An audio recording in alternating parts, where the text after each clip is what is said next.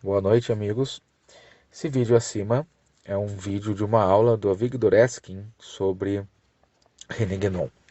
Para quem não conhece, Avigdor Eskin, ele é um ativista político, ele é um judeu Haredi, ou seja, um judeu ortodoxo, e cabalista, importante em Israel. Ele faz parte do Instituto Ranhal. Esse instituto é um instituto de Kabbalah do judaísmo ortodoxo, né? Então não é essa Kabbalah moderna. Esse instituto, com o próprio Avigdor, eles ficaram bem conhecidos na década de 90, quando fizeram uma pulsa de Nura, que é um ritual da Kabbalah, feito em aramaico, para matar uma pessoa. Eles fizeram isso para que o Yitzhak Rabin fosse morto, morresse. De fato, ele morreu um pouco depois da pulsa de Nura. E também fizeram contra o Ariel Sharon, e não demorou também. Sharon teve um piripaque, pode ser só coincidência, pode não ser, mas ele não é conhecido só por isso, né? Então, ele é um ativista político não só da questão judaica, mas também, por exemplo, na África do Sul, já morou um tempo na África do Sul. Ele é um militante lá em defesa da população branca da África do Sul, tanto judaica como cristã. Mas chegamos aqui nesse vídeo, né? Vamos ao que interessa.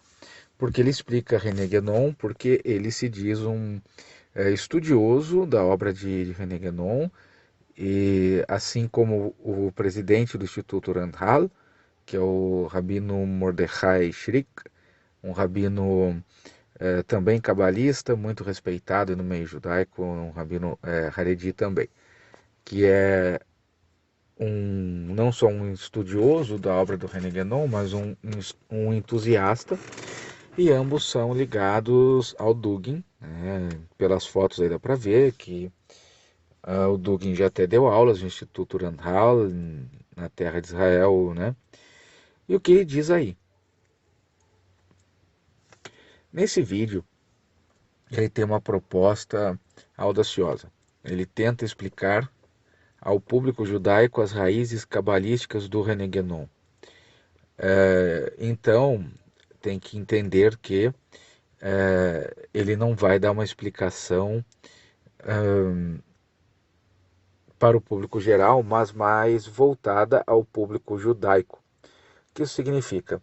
Ele abre ali já citando bases de fontes judaicas. Ele diz que o René Guénon era um sábio, né, um sábio que viveu no Cairo como um muçulmano e morreu ali como muçulmano, mas ele diz que a partir dos estudos da obra do René Guénon, ele se convenceu que René Guénon partilhava da tradição cabalística recebida no Cairo, tanto por uma figura que ninguém sabe quem é, que dizem até biógrafos do Guénon, que ele foi também iniciado na Cabalá judaica.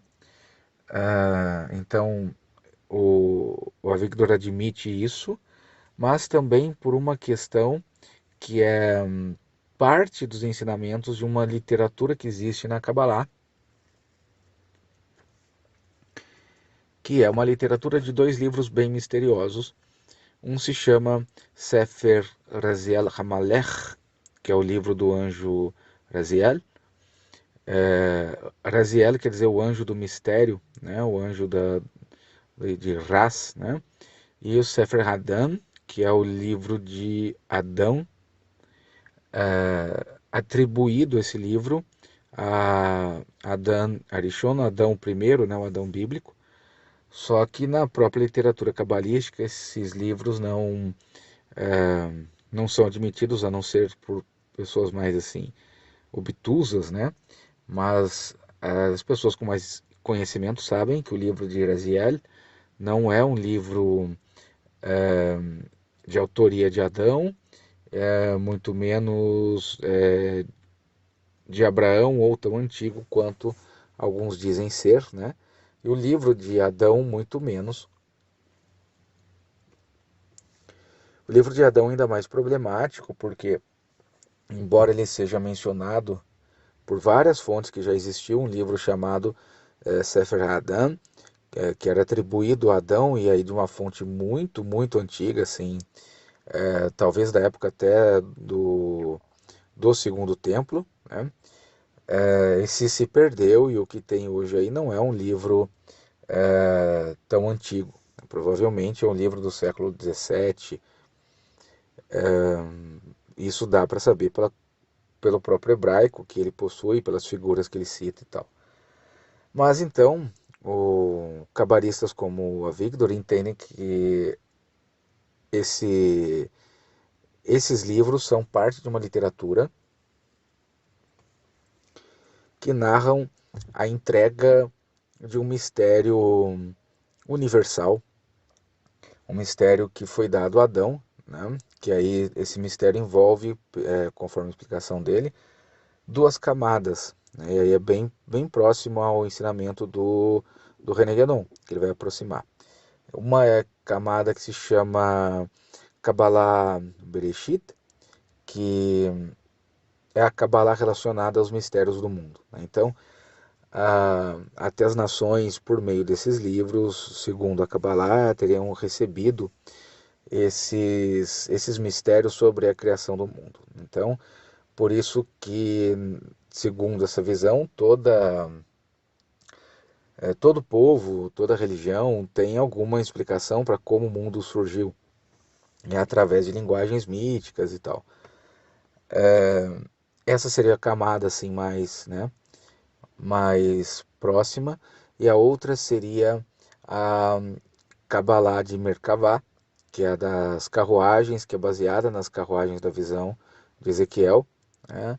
Que aí você teria aquilo que o Guénon coloca na camada do esoterismo, né? Então, o exoterismo seria a parte externa da religião, né? Os ritos, os dogmas e tal, que aí nessa forma cabalística de entender o Guénon, seria Kabbalah Bereshit. Bereshit por quê? Porque Bereshit é no princípio, né?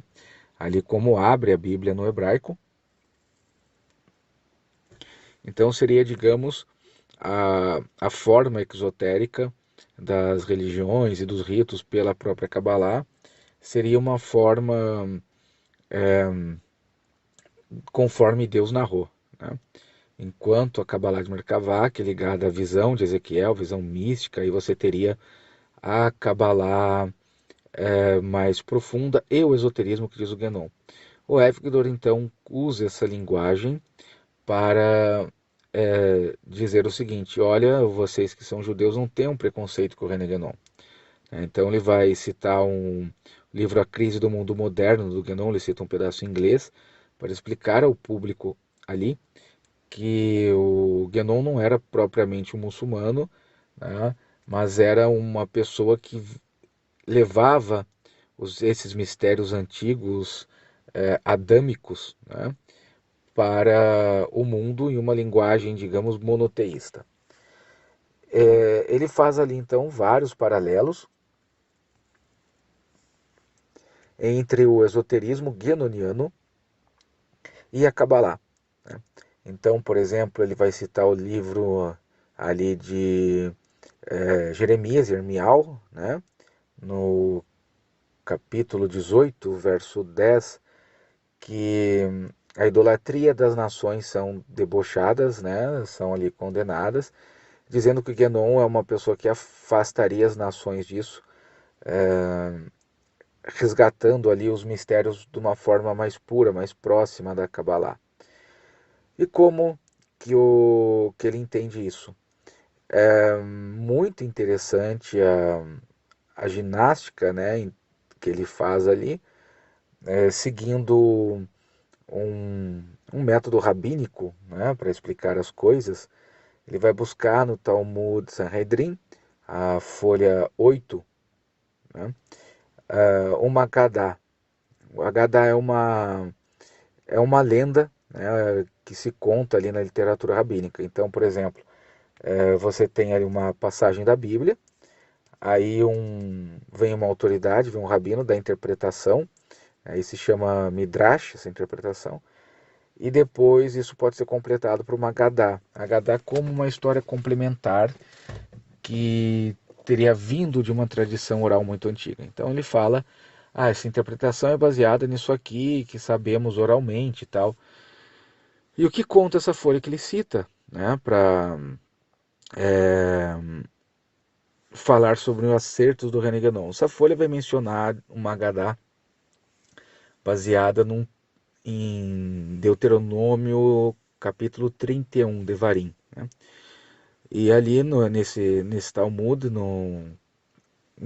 é uma Masechet Teta na Mishnah, ou seja, um pouco mais antigo até que o Talmud, em que narra o seguinte: quando é dito ali, e passarás e voltarás, conta uma lenda que Moisés teria dito a Josué o seguinte: você usará uma vara para bater na cabeça das pessoas, porque só pode ter um errad, né? Errad quer dizer é, um só Rishon, né?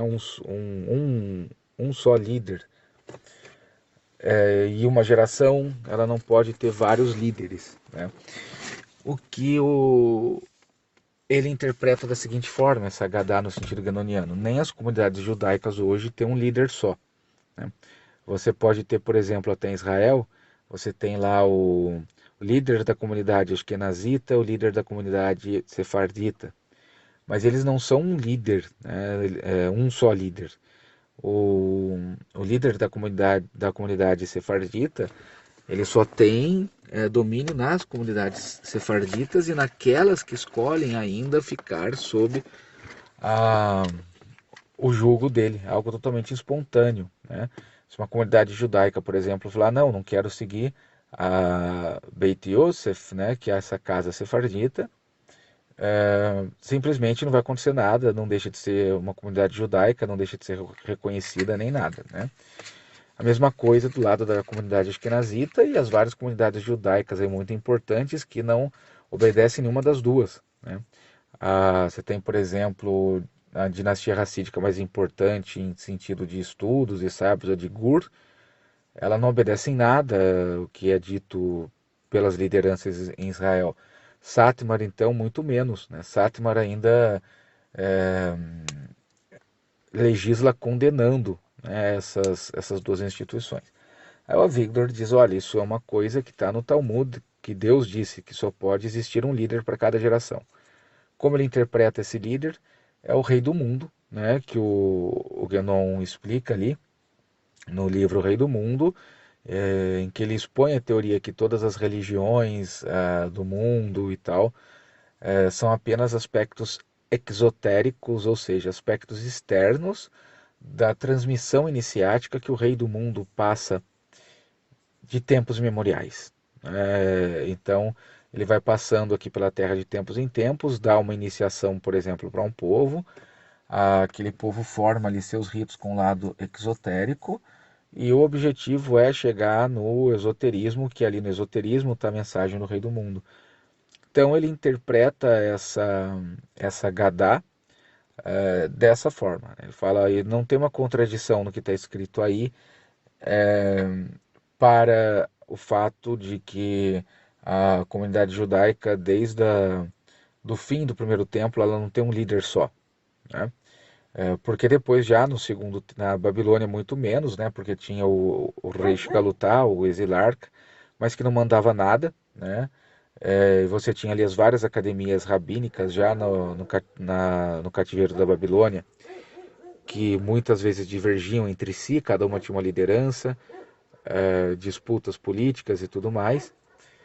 E depois com o segundo templo, muito menos, né? Era uma bagunça danada, isso está em Joséfo, está em várias fontes de historiadores romanos, judaicos, gregos, né? A bagunça que era aquilo ali, não tinha um líder só. Então ele diz que essa camada do Talmud, por exemplo, que você lê e não entende, você pode entender através do René Guénon. Então ele coloca aí o esoterismo do René Guénon como uma chave para entender o próprio judaísmo, né? Depois ele faz algumas observações ainda mais interessantes para revelar como que um sheikh muçulmano, né, pode ser tão admirado aí por rabinos cabalistas. Ele ainda fala, olha, o René Guénon fala do Manvatra. O Manvatra são aqueles ciclos, né, da filosofia hindu, em que o mundo passa então por ciclos cósmicos de apogeu até a destruição completa para começar num apogeu novamente. Ele diz, olha, isso aqui não é hinduísmo, ele usou a linguagem hindu, mas isso aqui é o que está na Kabbalah, no Arba, Halamot, ou seja, no ensinamento dos quatro mundos, né? Que a Kabbalah ensina que há, há quatro mundos, desde o mundo da emanação, que seria o mundo da Tzilut, o mundo mais superior, né? Até esse nosso mundo aqui da ação, então são várias, né? É uma camada em que é uma camada de luz, é uma camada luminosa, em que as coisas existem uma certa unidade, né? Yehidá, uma unidade, e que isso vai descendo aqui até esse mundo da ação, que é um mundo em que as coisas tomam forma física e tomam temporalidade, individualidade, personalidade e ego, que seria a camada mais inferior. Então ele faz esse paralelo. É, ele também vai mencionar semelhanças que o Guénon coloca da metafísica hindu, né, para Kabbalah, como por exemplo, porque eu falei para vocês nesse contexto cabalístico que um livro era de Adam Arishon, ou Adão o primeiro, né? Porque na Kabbalah tem um Adão, esse Adão de Gênesis, que é Adam Arishon, quer dizer Adão o primeiro, né? E o Adam Kadimon, que é uma palavra de aramaica, porque vem da Kabbalah, que absorve o aramaico, que é o Adão primordial. Esse Adão não foi, era o Adão do Gênesis, era o Adão cósmico, né? Do qual, a partir do desmembramento dele, o plano divino foi manifestado aqui na Terra, né?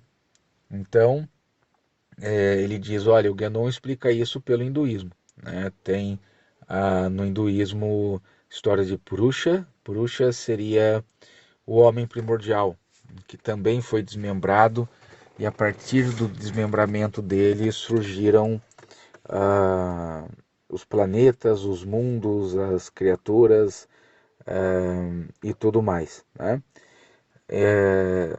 Então ele usa essa explicação, essa aula, para falar sobre isso. Em como o René Guénon ele era um sábio cabalístico, né, que ensinou a Kabbalah de uma forma monoteísta, usando a linguagem hindu, por exemplo, e como, inclusive, o, o René Guénon prestou um serviço, né, a, ao aproximar os gentios desse esoterismo antigo adâmico, né? E por que ele coloca essa importância? É pelo seguinte, você tem normalmente o costume que surge mais ou menos do século XVIII, por aí, no racidismo, de que os gentios não podem estudar a Kabbalah de jeito nenhum. A Kabbalah judaica mesmo, ela é proibida a, aos goim, aos gentios, assim como também, né, não que seja proibida, mas não é recomendada, segundo essa visão, a judeus que sejam muito jovens ou sem conhecimento. Né? Uma Kabbalah só para judeus já em idade madura, mas essa seria a Kabbalah assim mais explícita, né? Mas isso se considera aí no contexto como um todo, porque a Kabbalah surge da revelação que aí eles entendem que é só dos judeus, né? Mas esses livros que foram dados, né, supostamente dados a Adão, o livro de Raziel, o próprio, que é um livro dado a Adão pelo anjo Raziel, né? E o próprio livro de Adão, que Adão supostamente teria produzido, mas, como eu falei, por razões lógicas, não foi ele, seriam patrimônios da humanidade, seriam a própria origem das diversas escolas e sabedorias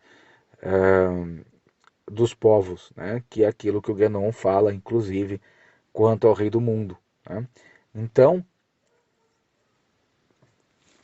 ele justifica, ensina aí ao público judeu que o René Guénon, ele é uma espécie de pavimentador, digamos assim, para a, a manifestação e um conhecimento de Kabbalah, da revelação cabalística mais antiga, que pertence à humanidade. Né?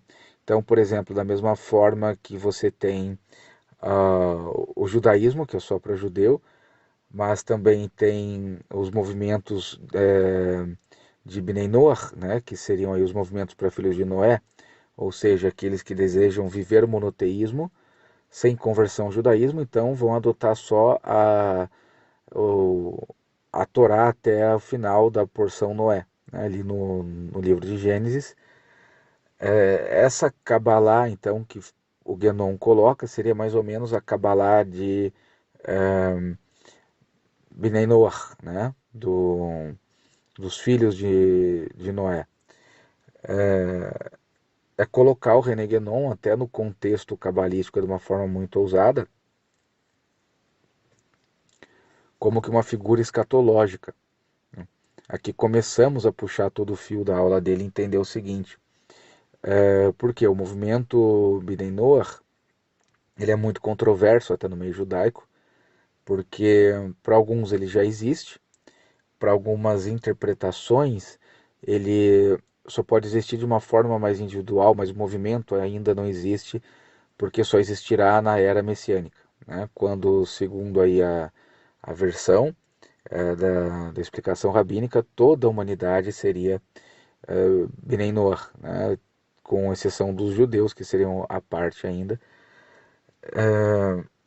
Então, o que ele quer dizer aí, finalmente, né, com isso, que além do René Guénon ser isso tudo, ele é uma figura fundamental no próprio aspecto messiânico. Ele parte então daquela ideia que estamos já na manifestação da era messiânica, né? Estamos muito próximos ou talvez até nela, a era messiânica judaica, né? Segundo a interpretação judaica. E da mesma forma que, por exemplo, esses movimentos mais organizados de Bnei Noach acreditam que a era messiânica, então tem que ter movimento Bnei Noach, tem que levar os gentios a isso.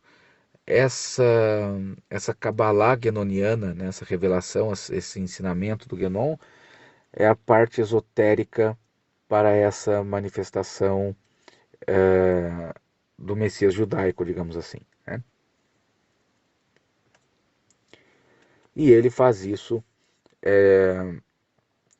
de uma forma que segue bem a metodologia rabínica, né?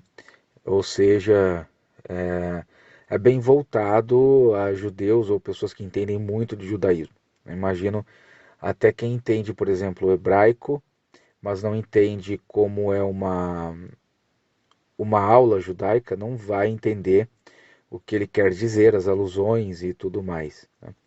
Eu, eu falei aqui só um pedaço desse vídeo, tá? Não falei tudo e retornarei para continuar e darei várias aulas para explicar então essa, essa mistura, né, de Kabbalah com Dugin e Guénon. As pessoas às vezes acham que é um pouco só de interesse político essa aliança do Dugin com sionistas e judeus ortodoxos, que isso é só uma coisa política e não tem nada no plano religioso ou esotérico, mas tem. É um pensamento que é bem semelhante ao messianismo que o Dugin desenvolveu, inclusive, né, porque ele desenvolve um messianismo ortodoxo russo bem próprio, que se você, por exemplo, for de forma tão profunda como foi o Avigdor, né, nessa questão do Guénon como preparador da era messiânica e dessa revelação do esoterismo que pertence à humanidade como uma parte da manifestação da era messiânica, você vai entender que quando tanto Dugin como cristão ortodoxo, como Avigdor como um judeu,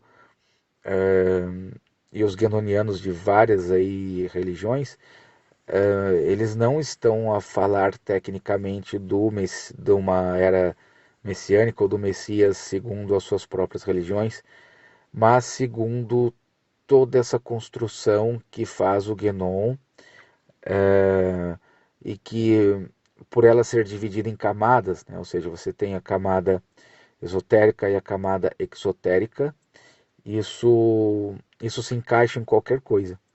Então você pode pegar isso e levar para um público judaico, cabalista, bem assim focado em judaísmo e adaptar isso àquele público, como você pode levar isso a um cristão ortodoxo ou a um católico, por exemplo, né? Já no meio católico que faz o Dugin, ele já vai passar para as lendas sebastianistas, né? Para a história de Dom Sebastião e tudo mais, né? Então, por enquanto é isso, pessoal. Grande abraço, até a próxima.